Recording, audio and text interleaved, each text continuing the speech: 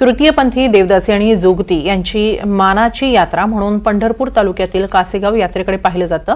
कासेगाव येथील यल्लम्मा देवीच्या यात्रेसाठी महाराष्ट्रासह आंध्र प्रदेश आणि गुजरातमधून देखील तब्बल 2 लाख भाविक कासेगावात दाखल झाले। याच यात्रेतून आढावा घेतला आमचे प्रतिनिधी संकेत कुलकर्णी। तृतीयपंथी आणि जोगती वर्गाची महाराष्ट्रातली प्रसिद्ध असणाऱ्या कासेगाव यात्रेला खरं तर आज पंढरपुरात सुरुवात झालेली आहे। साधारण 2 ते 2.5 लाख भक्तांच्या उपस्थितीमध्ये ही यात्रा असते। या यात्रेमध्ये महाराष्ट्रासह गुजरात, कर्नाटक, आंध्र प्रदेश, उत्तर प्रदेश येथून यल्लम्मा देवीचे जग आहेत, ज्याला देवीच्या मूर्त्या असतात, या डोक्यावर घेऊन मिरवत अनेक भक्तगण हे पंढरपूरच्या कासेगावात येत असतात। या कासेगावाच्या यात्रेचे मानकरी आपल्यासोबत वैभव जोशी आहेत। काय या यात्रेची परंपरा आहे? ही तृतीयपंथी जन जोगतीकरता मानाची यात्रा मानली जाते।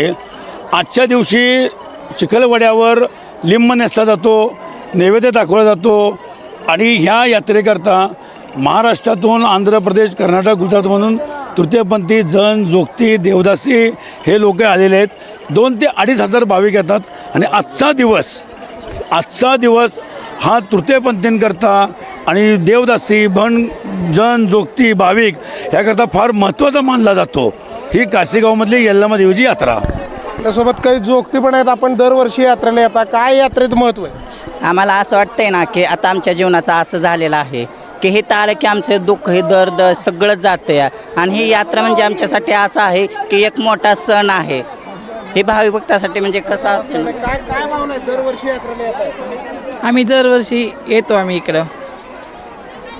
खरं तर एक तृतीयपंथी समाज किंवा जोगती हा समाजातला दुर्लक्षित घटक मानला जातो, मात्र याच वर्गाला यल्लम्मा देवीच्या यात्रेत मोठं स्थान आणि महत्त्व प्राप्त आहे। व्हिडिओ जर्नलिस्ट राजू मिसाळसह संकेत कुलकर्णी, NDTV मराठी, पंढरपूर।